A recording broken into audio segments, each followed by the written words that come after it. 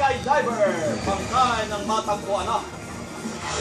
Nauglod na panliligaw ni Gerald Anderson dahil nga ba sa magulang ni Sarah Geronimo. At ang kakaibang karanasan ng mga Pinoy na lumuhog sa opening ng London Olympics.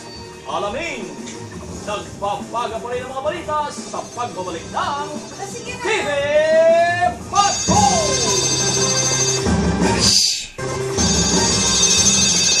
Sa mamaya, ha? Mga labi ng isang lalaking dalawang araw nang nawawala matapos Ayan, yun naman. Sabado ng umaga, tinapatay. Beng, yung nag-alalento ng mga katropa sa South Road Properties sa Cebu. Tagumpay naman nakalapag ang apat niyang kasamahan, pero sa dagat bumagsak si Ronald at isa pang kasama na naisalba naman ng Coast Guard. Si Ronald lang ang hindi kaagad nakita at sa isang oras natagpuan ang Mendes kanina, bagyan nakapulupot at ang mga paras nito sa katawan at dadali ngayon sa Tagbilaran City sa Bohol ang labi ni Mendes habang patuloy na inimbestigahan ang nangyari.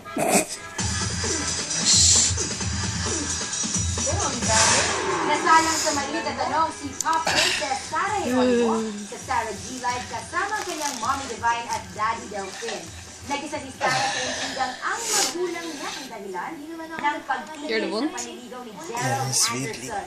Pero giit ni Sarah, hindi raw ang magulang niya ang nagpapito kay Gerald.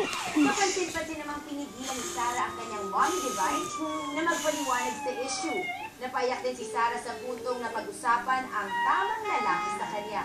Sa gitna naman ng Star Magic Games, hiningan ng reaksyon si Gerald sa naudlot na panliligaw kay Sarah. There's always a right time for everything.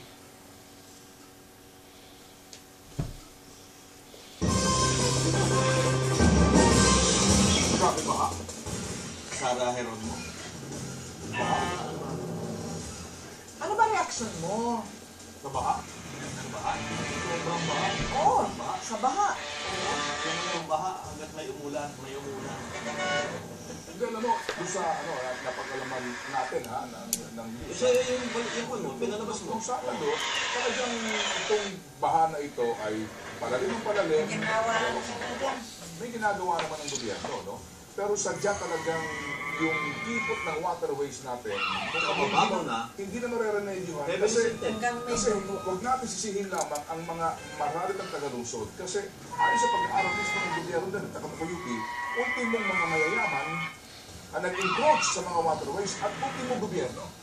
So how can you blame the urban poor nila if the urban rich then and the government is private property?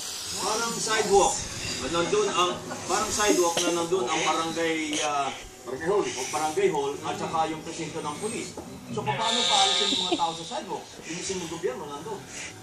The spirit of a papa.